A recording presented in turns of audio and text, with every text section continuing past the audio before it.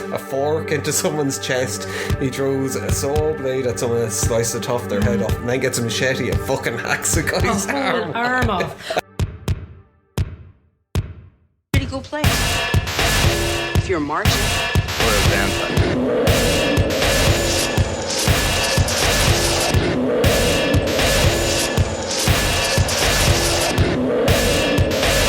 Get yourself a good shark steak. Get yourself a good shark steak. Pretty cool place. Pretty cool place. Hello and welcome to episode 57, The Return of Commando. Yes. Commando Part 2. There's actually 3 films in the Commando franchise, none of which are the films that we watched. Which was Commando. Yes. Well, this week we're talking about possibly my favourite Arnold Schwarzenegger movie from the 80s. Really? Yeah, and I think it is. The Commando. Even above the likes of Terminator? Yeah. Wow. Yeah. That's high praise. I think you need to be in a very specific mood to look at Terminator. Do you? Especially the first one. But yeah, one of my favourites. One of your favourites? Yeah. Of Arnold Schwarzenegger's I like films. them all. Yeah. I have to say, in fairness, I do like them all. Yes, I know Arnold is pretty. But there's something special, I think, about Commando as well. It was just, I think it's one of those films, it was at the right time, at the right place. And kind of like, even we were looking at Netflix have a series on Arnold Schwarzenegger at the moment, Yes. which I thought it covers all the big moments of his life and stuff, and it has him there. But for a 3-part series, I think it's actually surprisingly shallow. For 3 hours, like they could have got an awful lot of stuff in, or they could have, Well, there's like, stuff in there I didn't know about him at all. oh yeah, but I don't know. I think Arnold could have talked more, and maybe. Yeah. Although thinking maybe the guy's had such a fucking mad life that 3 hours isn't really enough to encapsulate it. Like That's true. That's very true. because like even where it's like the second part was an hour about movies. It's like there's a ton of movies, man. You know what I mean? But like, I mean, I would love to heard him talking about like End of Days, which was he did End of Days after he had heart surgery, and it was kind of like this whole thing. He was saying that at that point he kind of felt like his movie career was going to be over because of insurance part, where it's like they didn't want him to do anything else, you know, where they're like, oh my god, if he fucking drops dead or something happens, it'll shut down, you know, everything. So he kind of felt that was kind of the beginning of the end with it, and not like to do anything to do with the quality of the movie, but just after having the heart surgery, and then kind of like, I think after a couple of movies that didn't do as well as previous movies would have done. Other than he was at his peak, like it's how can you top Terminator 2? Hero. Yeah. But that was what Kindergarten Cop. Yeah, what was really funny in the thing when they were talking about Last Action Hero, James Cameron was laughing about him. He was like, "Oh, I rang him up like the day after the opening of it, and it was like after being slayed and he said he sounded like he was crying on the phone, and he was like, I just want to be on my own." And Cameron was, I think he was like really up, but he was like, Cameron just he has the feeling of someone that you can tell is really good friends with, you know. But like, I mean, this is one of the things I think about. It's like, I mean, he had Stallone a little bit before him, but I think with Schwarzenegger, there hasn't been anyone really like him. No, absolutely. He's just such a big character, like, you know. Yeah. And like his whole backstory, even, it's just, It's you know, mental, it is mental. Like, who kind of thought that some little kid from some backwards Austrian village, like in the middle of nowhere, living rurally and all the rest, would end up going to America? Backwards Austrian village. But yeah, no, I mean backwards there is for Austria's coming out. No, not Austria, but just backwards in like a rural village, quiet. There wasn't much going on and such or anything like that. And he managed to like going to America, and off he went to America. He was driven, and like, I mean, it is like everyone knows Arnie's story. Like, I mean, it's I think it's impossible not to. But like, I mean, action heroes before Arnie, and like, I mean, that was the thing in the documentary where a lot of it is just him being saying, I was constantly told, no, you're too big, you're not, you can't speak, you can't do this, and he didn't fucking he went off and he trained He to be an improved actor. on everything. Yeah. He bulked down and like he was just, and like at the time it was like you could see it was like Dustin Hoffman was like an action, Gene Hackman, and you know, it was all these kind of like character everyman. actors. Yeah, exactly. That's it. Yeah, they didn't have like the superhero physique. Yeah, and that was the thing. Arnold was a superhero. He still is a superhero, I think, to a certain degree. With things kind of like he's as close as you can get in real life to a superhero. He is. I mean, like the amount of Without respect actually that saving people anyone. have as well. Yeah. You know, no matter kind of regardless of what politics people are at and like that, because obviously he's been the governor as well. Yeah, he's a Republican, like. But that's the thing, like he's still very motivational. If there's ever anyone like talking, like he's always posting on Reddit and stuff like that, just posting people going, good work with the routine and this is how you overcome this. Well, that's what he started the Arnold Classic for bodybuilders because he thought that there was like, well, I think he didn't like the direction that the bodybuilding world was going in, from what I can remember now, because it's been a lot. I used to be into looking at documentaries on bodybuilding and powerlifting and Mac. Look at all those men's bodies. But there was a whole thing I think where Arnold wanted to have it more like natural kind of thing, because like you look at some of the people from like there was Generation Iron, there's people, and Kai Green is one of them. I look at, and it's just.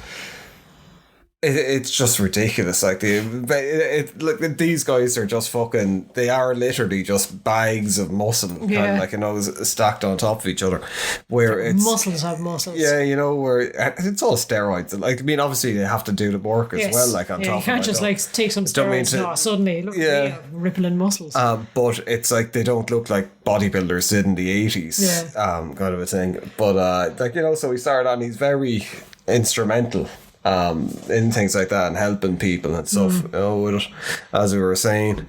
But if you're going back talking about actual Commando though. yes, Commando. What do you think of it?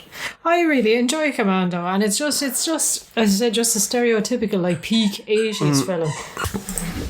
It's just, you know, the body count is ridiculous, the violence is ridiculous, the action is ridiculous, the one-liners are ridiculous, and the music is fantastic as well. It's just this sort of, I don't know, it's like steel drum or something like that. But it just has this weird 80s sound to it where it's like, action, adventure, woo, kind of thing. But, and it, you know, fast car chases. But it's got everything.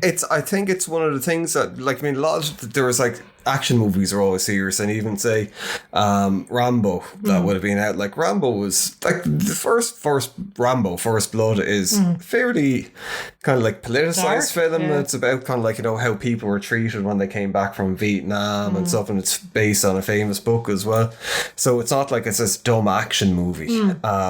Not that I don't think Commando is a dumb action movie either, but with then Rambo 2, which came out the same year, that was like seen as being politicized as well, and that got bad reviews because it was seen as kind of like dipping its nose into political. Whereas Commando, when it came out, people were like, it knows what it is. It's not trying to be something else. I mean, again, a comic movie, like, you know? Yeah, even though there's a lot of, say, politics involved in the it's like, you're going to go and you're going to take down the president of this country, and you know, there's obviously like there's a lot of political kind of background to it and warfare and, you know, sneaky tactics.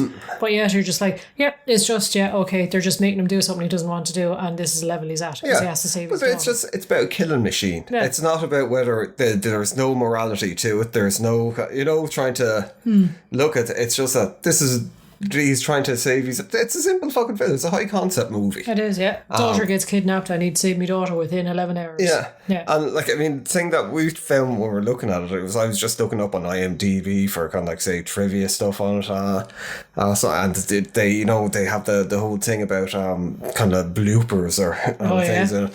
And like when we were looking at it ourselves, we were saying fucking like the big one I think was when the car gets crashed, the yellow Porsche, and he flips it, and then when they drive off, there's no dent or anything in the side of it. It's perfect, and there's a few bits and pieces like that. And then when they pull up, the dents are all in a completely different place to when he flipped it as well. It's just like, how many different cars have you been driving in? But if you look at IMDb with those things, there's like nearly 100 millions of them, consistent, you know, and you kind of go, yeah. Sure, there's even like in the middle of one of the fight scenes towards the end, you know, when it's like, I'm trying to push you into the spoiler spoilers for anyone who hasn't seen it, trying to push him into the furnace and stuff. It's like it cuts from the hand is over his mouth, then it goes to a shot over his shoulder, and the hand is around his neck, and then it goes back and it's like over his nose, and it's like, Jesus Christ, how does the hand move like? It's just, but I think there's a charm in that as well, where it's like, all right, they don't give it. They're just getting it is what it fucking you know.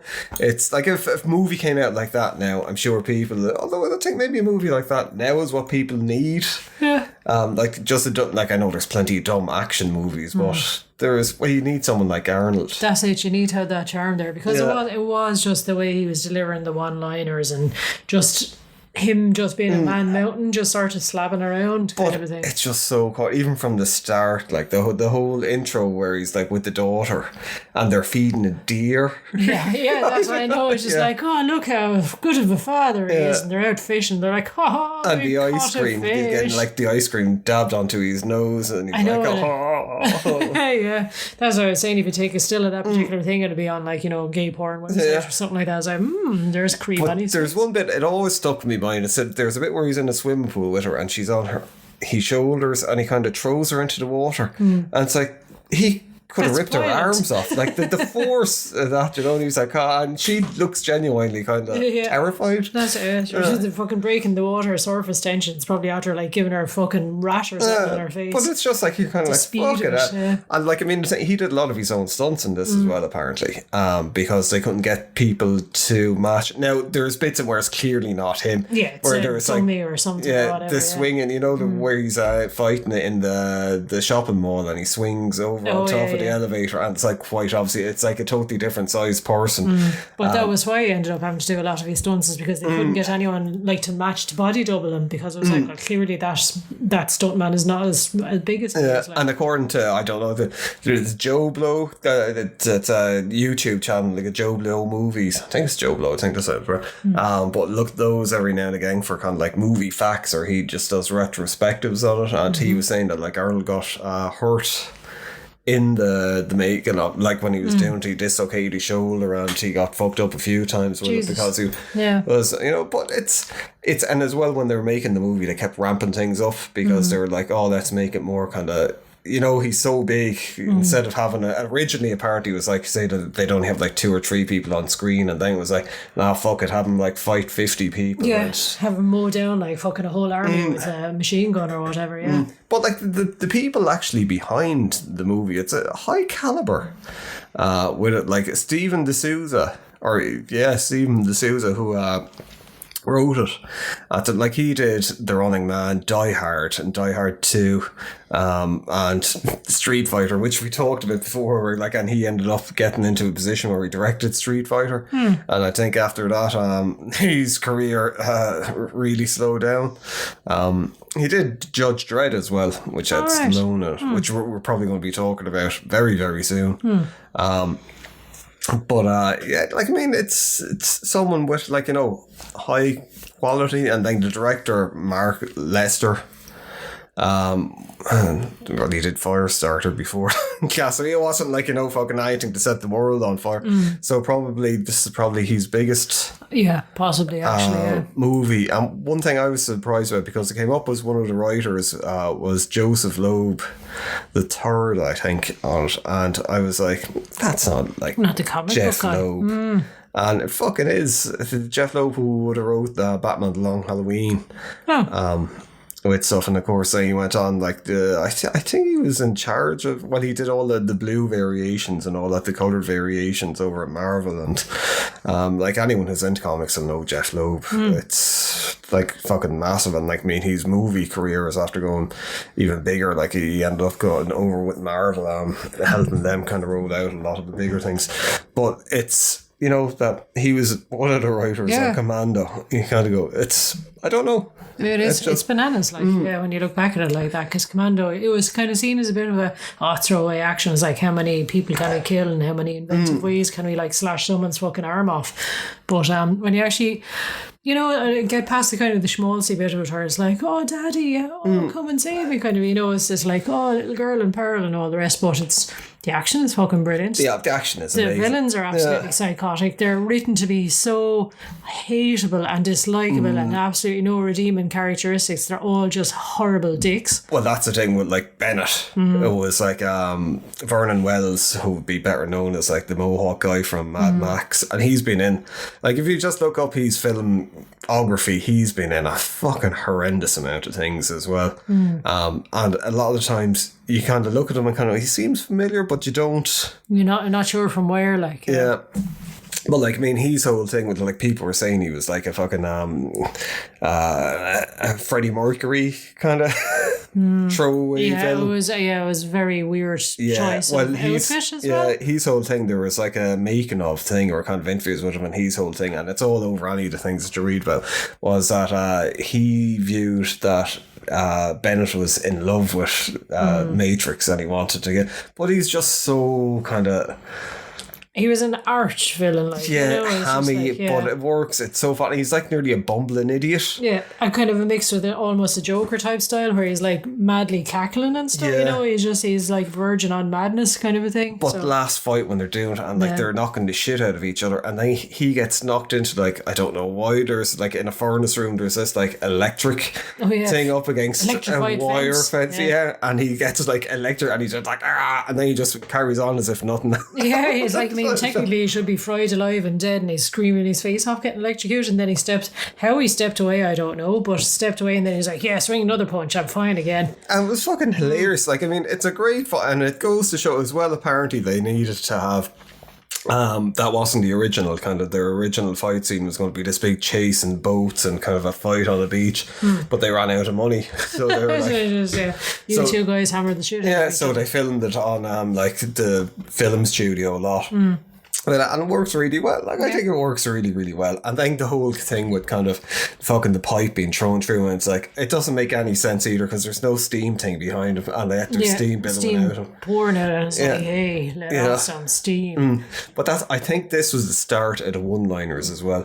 Because with like fucking whatchamacallit, the Terminator, I'll be back, didn't really turn into a catchphrase until Terminator 2, I think. Yeah. Well, it was repeated again a second time. Yeah.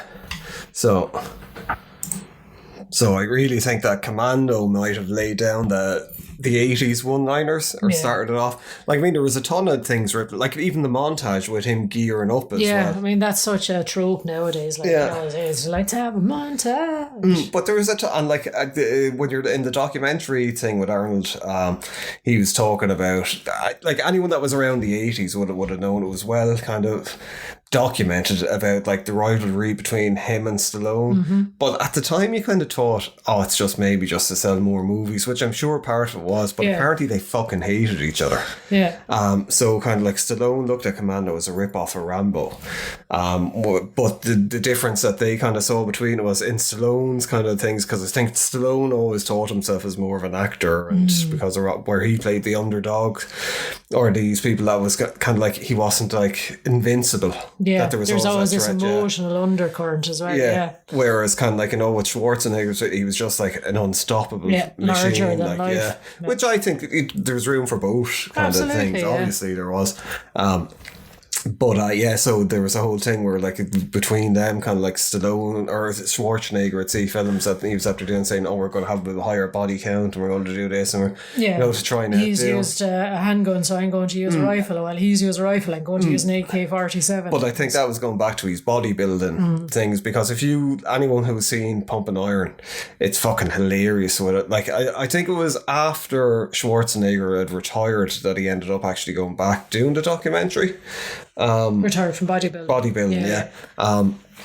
With it, and he was talking about, and it is, you can see stuff like with Lou Ferrigno, where it's like, Arnold's the villain, but he's kind of like a likeable villain. In it, and poor Lou Ferrigno, like, is just he's too naive at it. Like he's very young and stuff, and but like people talking about Arnold with it. There was one of my favourite stories where it was, I think Arnold told it, where he was like about this guy who was his competitor, and he was like, he kind of took him under his wing because he was just saying to him, hey look, when you go out there, what a lot of people do nowadays, it's kind of like to be modern and you might win, is scream when you're pulling your poses. So the guy this went poor out there guy going, was from overseas or something. He didn't realise. and he went there going, "Ah!" and he like lost because everyone thought lunatic. Who was this guy out screaming his face off? So like he was highly fucking competitive, which I suppose, like, I mean, but very funny at the same point. That's the thing. He was so sort of even the way he was described, he was going on, nothing I like better than pumping iron and getting a pump on the gym. Yeah, and he was quite obviously hamming it up. Yeah, he's like, this is better than sex. I enjoy it more than coming. And he says it with such a straight face, and you're just like, did he just fucking say that? That's horrific. Like, oh my God. But the guy is quite obviously, he's a funny man. And like, I mean, the thing is, for him to be a 40-year career, fucking longer than 40 years, actually, kind of, with things. And there hasn't been a lot of bad things that have come up about him. There's just been the odd little kind of scandal with the nanny or whatever. Yeah, well, like that's his own personal life, you know, that was like consensual or whatever. Exactly, but like, I mean, with all these other people that have been Me Too'd and stuff, and in a weird kind of way, when you look at some of Arnie's kind of behaviour, even remember we were looking at the making of Conan. Oh God, yeah. Years ago, and it was the commentary, and it was him, and he was like, oh, I slept till Gandhi, you know, and all this. But it was like, none of it was really sexual assault, you could say. It was like, you know, but it was close. Very, very close, yes. But he seemed to do it in a manner that people just accepted as just being funny. Or I think it was at the time as well, what people, you know, the views of certain things, or, you know, where it wasn't like, he wasn't like forcing himself on anyone or trying to kiss anyone or do, you know, but it was just, and as well, it is the thing, like, I mean, if you play competitive sports as well, people are weird with their bodies, where it's not like they're kind of used to touching, kind of like, or stripping off and changing really easy and on the side of a pitch kind of thing. And there's certain kind of things with some people where they don't really, like, there was a chap I used to work with, and he was like, the guy, he actually looked like fucking Jason Statham, and he was built like a brick shit house, but he was very, very hands on, like with everyone. He'd be always like hugging you and fucking like the arms, or, you know, and stuff. It was just the way that he was kind of from. That's because he was moulding people for fucking decades, you know. That's true, yeah. Well, that's true. I mean, like, not that we're like martial arts experts or anything like that, but we very briefly did some BJJ, and you get very used to very quickly having some like 16-stone guy sitting on top of you and dripping sweat into your mouth, like, you know, and you kind of go, it's just normal. Whereas if you say it to like a regular person whose only kind of workout is maybe, I don't know, a bit of yoga or something like that, they're fucking horrified. They're just like, what? We got a stranger sweating all over you. Oh my God. And like, I think the thing, well, I don't know. You can say it was a different time. It was a different. I wouldn't wash it off like that. But you know what I mean? But like, I mean, that's there's not many people come out and say he was a fucking asshole or anything like that. When people always talk about Arnie, they're always like, he's a lovable rogue kind of a thing. And he does seem to, his heart seems to be in the right place. He always wants to like do right by people, you know. He's kind of, you know, encourage people and lift them up. Well, we didn't realise actually that he was a millionaire before he got into fucking acting. Nah, that was two of us were absolutely flabbergasted when he came over to the States. He'd obviously won a bit of money or something like that with the bodybuilding, and he had a financial investor advisor, and he was like, real estate is where it's at, you'd be smart to start buying things. And he had like city blocks bought before, like, you know, he was like, then I bought a house and then I bought 12 more. I was like, fucking hell, he's a smart man right from the get-go. It was like, I mean, I always knew he was smart, and people were always saying that. And there was that whole thing as well. People for years before he got into politics were saying he's going to get into politics. And like, I still think he would be a good option for a president. He'd be better than fucking Trump anyway. I tell you that. Jesus Christ. But it's, I don't, like, maybe he gets into power and then he's like the villain. But he seemed to do okay in like California, like, do you know what I mean? Even with, you know, he's some leaning characteristics and tendencies and all the rest. But most people were like, well, actually, he kind of did okay while he was there, you know, and he had some good programs that he introduced. Well, he's no fool, like, with things. And even like the newer Terminator films get a lot of shit for, what was it, Genesis or something like that, and Dark Fate. But he was brilliant in the two of those. Like, he's probably the best thing about him. And like, it was a film, I kept meaning to look at Mandy, I think. It was the one where it was like about his daughter that turned into a zombie. Yeah, no, Mandy was the Nick Cage one. Yeah, no, I think it might. Yeah, I can't remember. Anyway, yeah. But like that got a lot of really good reviews at the time, saying like he's actually acting it. I think with art he could always act, and he did act, but he was playing himself. Yeah, that's the thing. He like was a lot of big stars himself, do. yeah. Like Bruce Willis was the same. Bruce Willis reached a point, and he was just guys, wisecracking the whole time, and that was it. They just didn't need to do it. And like, I mean, you look at someone like Pierce Brosnan or Liam Neeson. They reach a point where they're just famous, where it's like they're being hired because they are what they are. So they don't try and put on an American accent or fucking anything like that. It's like Sean Connery is doing it. Although I think Sean Connery, he never tried putting on a...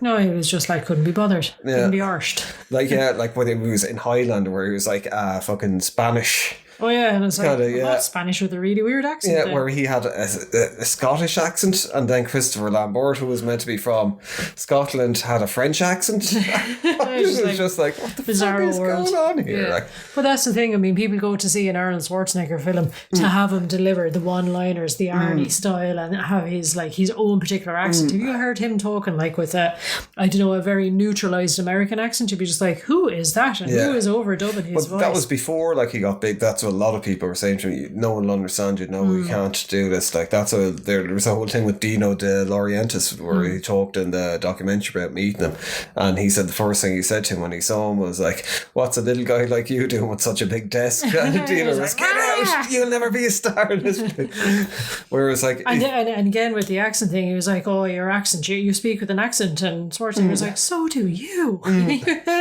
But I think he opened the doors for a lot of where it was just like you did not have to be the stereotypical sort of bland Americanized accent and all the rest. And of course saying he opened the door for kind of like, I suppose, more action fuel actors as well, that were like do physicality kind of things, because stunts in movies there was like some, but like then stunts started getting like the 80s really was a time where stunts started going fucking kind of like through the roof. And like even in Commando there is a lot of that's where he's fighting all the cops in the mall and just that swinging on top of the elevator. Yeah. Like they're big stunts. Or when your man is jumping out of the plane, that's a fucking that's a dangerous thing. Even today, that's a dangerous stunt. And it's not computer generated. Yeah. You know, that's the thing I think with a lot of action movies now, everything is CGI or it's done in some way, green screen, where none of it wasn't that.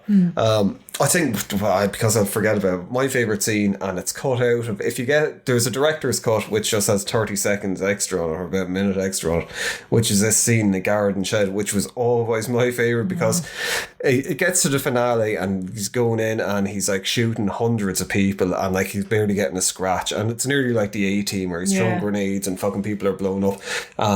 There's a bit of gore and stuff, but then all of a sudden it turns into a fucking slasher movie where he goes into this shed and he gets surrounded. Tools, and they open it up and he sticks a fucking a fork into someone's chest. He throws a saw blade at someone and slices the top of their head off, and then gets a machete and fucking hacks a guy's arm off. And that it's a very real reaction, but it's also a hysterically funny reaction, because your man is just like, it's real South Park scream or something like that. Boy, is his bloody stump of an arm and he's looking at it all horrified. But it went from nearly this cartoon violence to people are getting hit by bullets and they're simply falling over in a dramatic I'm dying fashion. But then all of a sudden it was like somebody's head gets lopped off with the fucking the saw blade. Saw blade. Jesus Christ. But it was just that, and that got cut in the English version of it, which I was like a savage bit, because I only ever saw that version of it, and then when it came out on DVD, got it on DVD, I remember putting it on and I was like, where's that gone? It's the best bit. Which was, but it's still cartoony, but it is tonally. Yeah, it kind of goes fucking hell, But even the fight scene at the end, where he literally rams a fucking a steel bar through your man's chest or whatever, and he's hanging there with the steel bar rammed through his chest, and the daughter's like, "Oh, daddy, that's so wonderful." And it's like, she's a small child; she should be screaming her face off at all this. She should be traumatized. What have you done? And she's just like, "Oh, you're so cool, daddy." Okay. What it is, it's See, I think this is where things get, like, in the 80s, a lot of that stuff, for some reason, in action films, like, there were people complaining about, like, I remember with RoboCop saying, people are like, oh my God, and there was always seemed to be this thing where it's like a death counter that they had, where it's like nearly, some people seem to think it was a bad thing, where they're like, oh my God, they killed 120 people in this movie, and you'd be like, really? I'm going to see that fucking movie. It's like, 20 more than the last film I saw. Whereas, like, you know, in horror movies, that seemed to become, it was more of a thing where they kind of go, we're fucking banning this film because of that. But with the action movies, they somehow got away with, although I suppose it was like Commando, they weren't as gory, it was just people being shot. Yeah. Whereas with a lot of the horror films, especially proper like body horror type stuff. And lingering kind of thing, and people getting satisfaction with it and stuff, and it wasn't the hero, whereas like the hero in the action movies is the one doing all the killing, whereas in the horror movies it's always the villain, the bad guy. And as well, I suppose it is, I mean, you have to look at it as sort of like America the Brave kind of a thing. It's almost not quite propaganda, but kind of getting there. Well, that was the whole Reagan kind of year of America, which, like, it's hard, I think, as an adult now to not look back on it with some fondness, even though I'm aware, kind of like, you know, say, kind of like Reagan's kind of like critics and kind of like, you know, the Reaganomics and all the rest of it basically started the downfall of the whole of Western civilization, him and Thatcher. But like when you were a kid, it was at like even over in Russia, the Russians wanted to be Americans as well. It was this whole thing. I remember Levi G. You know, I know. It was just and Pepsi Max and Coke and McDonald's. And they just sold America really well through all the movies and kind of like wrestling and adverts and MTV and stuff. Where it was just like, it was very, and it was that kind of like excess kind of thing. I suppose. Like, I mean, that's the reason why people nowadays still like movies from the 80s and stuff like Stranger Things. You know, where it has that sense of nostalgia, and it's not necessarily where people talk about it, like, well, I'm into synthwave and you listen to a bit, but when people talk about synthwave or vaporwave, where it's like nostalgia for an era that you weren't part of, so a lot of people are looking at these 80s movies weren't necessarily around there, but it's not, it's because it made everything out to be so good, and things were black and white, good guys won, bad guys got punished and stuff. Very true.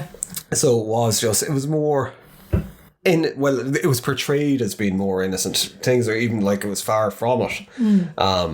Kind of, but like, I mean, that's a talk for another time. But that's it. Like, I mean, and action heroes exemplified that. Whereas like these big strong guys that go in, take out terrorists. It was always terrorists. Yeah. You know, or bad guys, the drug dealers and stuff, and they were flawless. They didn't. You know, they were like pure in a certain way. That's it. Or even if they did have a dark past, like even in Commando, like he says himself, he was like, oh, when my child was growing up, I was away in this when she was born, I was away in that country when this happened, I was away here when she had her first word spoken, and I've decided I need to get out of that and be the best daddy possible.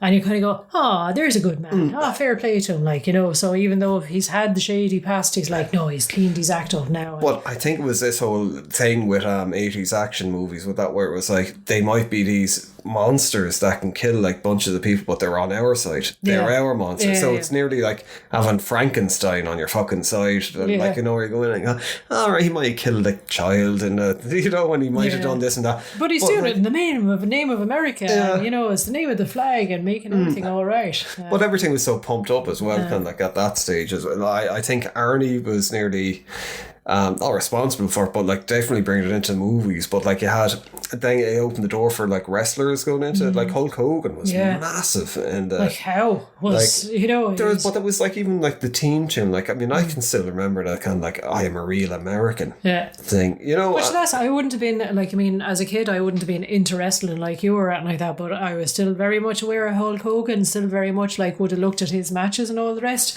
and he was just such a big part of pop culture in general. And I was, you know, looking back on it, it's absolute fucking lunacy. There's this guy with a big handlebar mustache and long blonde silky hair parading around in red and yellow underpants, and you know, and it's just attacking people like the Sheik. You know, it was all kind of like these foreign. But again, you know, you have your political kind of thing. Yeah, it's just like, oh, the terrorists, the foreigners, and all the rest. And America is good, and America wins out the day, kind of a thing.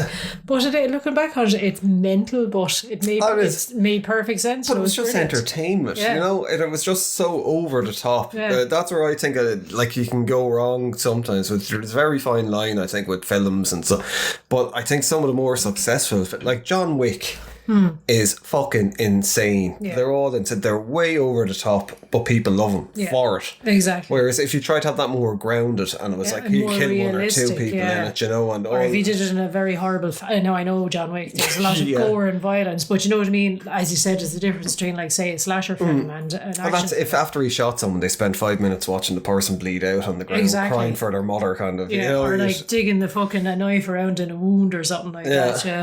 Yeah, you'd kind of go. Yeah, it's a bit sadistic, like, a bit unnecessary, like, you know. But no, it's fine if you just like pull someone's head entirely off, like. Yeah, but that's it. Like stuff like Psycho Gorman. Yeah. I know we're after going fucking way off of Commando, but Psycho Gorman, I thought was. I'm surprised that film didn't do as well. Yeah. As it did. I just don't think it was bigger. very well known. Yeah. Yeah, because that is like. It was just completely silly, over the top, which is what you need. But hilarious as well at the same point. And again, it's one of these like 80s nostalgia throwback type films, whereas like kids in the 80s, and you know, they're monster films and actual monsters. I suppose. Well, it's like we were talking about, like with the Monster Squad. Yeah. There a while ago. A lot of those are the best movies. It's their escapism. Like, I mean, realistic movies and movies that have that kind of, you know, there's obviously a place for, because you need to have a bit of a palette, a bit of a selection of movies.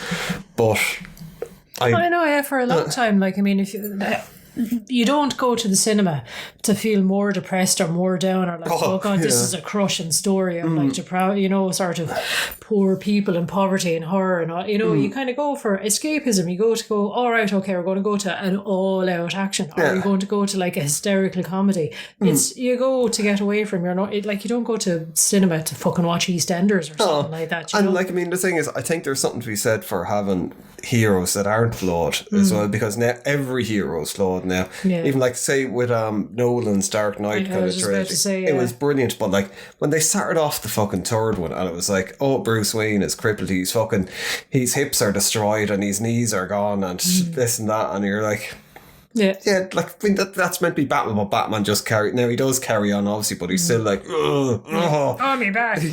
Ow. Where it's like, shouldn't have, you know, kind of like, there's something to be said for having that Batman that's just like Frank Miller's Batman, that's like having a heart attack and he's still hammering the shit out of people, or he's like fighting Superman, where he's just like, no, I'm going to keep fucking. Yeah, you know? That's it. Yeah, and like that's the thing. I think it's nice sometimes that people enjoy the whole sort of nuance thing, where it's like, oh well, you know, sort of the hero has these flaws and the villain has his redemptive arc and all the rest. But sometimes you just want a villain to be a villain, and you want a hero to be a hero, and there's, you know, never the twain shall meet kind of thing. You know who's going to win, you know. And then sometimes, like, I mean, it can nearly put a bad where sometimes it's good to watch something that you know exactly what's going to happen. There's that comfort in it, and I think that's the thing why people like the 80s movies as well. There's predictability. There ain't going to be like, oh, like fucking at the end of that, like fucking your man Bennett wasn't going to kill the daughter, cut her head off in front of him, or like exactly, that. Whereas nowadays, exactly, there's a lot of films want to go with sort of the surprise twist ending, or the shock ending, or the, as I like to, the missed ending, you know, sort of that thing where it's like, oh, it's nearly there, oh my God, that's horrific. And it's the thing, I think, whereas, say, beforehand with films, I think maybe in the 90s where it happened was there was like people were going away from the fucking kind of like adventure of the week thing that was happening a lot on TV. Whereas TV now, I think, is way more sophisticated. Oh yeah, where it is basically like it's a book. So you have like plenty of time for, and they allow time for character development. And you can go to explore different things and all that, as far as in a film. No, you can't, like, especially an hour and a half. So I think, strokes, it seems to be that it's going more that way, I think, where it's like, you know, with it, I suppose that's why you have the Marvel movies are. Yeah. I suppose they're like, well, the action they were popular, they seem to be dying off off now again. It's too much of it, I think. But, you know. Never thought I'd say that, like. Yeah, I'd open the door for something else. Like, you know, that's, well, it won't get, but, like, I mean, I think that's why DC kind of like, not that there's a competition between the two of them. I think that was always fucking just manufactured kind of shit with it. Like, you know, it's good to have. Well, it's good to like, oh, you know, you have kids identify, oh no, I'm a DC's comic guy, or I'm a Marvel, and you know, start to have your rivals built up and all the rest. You can kind of support the team. DC are quite obviously superior. Right? Yes, I'd agree with you on that as well. Myself, but see, we're just like, DC, yeah. Screw Marvel. No one there to kind of like, you know. Although I think I prefer Danzig's. You know, I've never read any of Danzig's comics. What was it, Verotica? Oh, yes. Isn't it? Yeah. Oh, It's the film thing. Yeah, as well, it was Veronica was the film, Yeah. wasn't it? Yeah. And that had the movie, that Debt Rider, and Yeah, that was... it hasn't come out yet, Bizarre. I think, on DVD. Yeah. I haven't seen it anywhere. It's hell. been out for quite a while. Well, it was in the cinema a good while ago. Or maybe it was in a cinema. yes, exactly. With But, it. yeah, you're kind of going a little bit off topic. Well, we always go off topic, Yeah. you know, but yes. But yeah, Commando. Do you remember the computer game? I do, I think, actually, yeah. And that was the thing as well. I seem to remember, like, I had an older cousin as well that obviously had, like, more sophisticated toys than I did because they were a couple of years older. And they had this little army man that used to be able to crawl across God, the I ground. Do you remember that. Yeah, those? yeah. I was like, I wanted that so badly because of Commando. And I was just like, no, that's too expensive. Fuck But off. there's the thing with Commando. It was apparently, I didn't even realise it was an 18s when it came out. But like, I can remember getting that when it came out in the video. Yeah. So, because there was something about the cover to it as well that it was just, there was something about fucking Schwarzenegger. I know, yeah, that's just where- draws your eye, like. Yeah, and especially at that time where it was just, and it said everything that you kind of needed to know, just with him holding guns on the cover. You're Yeah, kind it of was like, like, all right, I know all what right, the film people are is going to about. get killed. Like, Yeah, exactly. but I remember like seeing it probably at like 8 or 9 or something like that. See, the thing is, like the local TV channel, the Irish TV channels, they used to use films for fillers, basically. If they're like, oh, we've run out of programme and now we'll just throw a film on there at like 10 o'clock at night and be like, oh, here's Commando, off you go and watch it.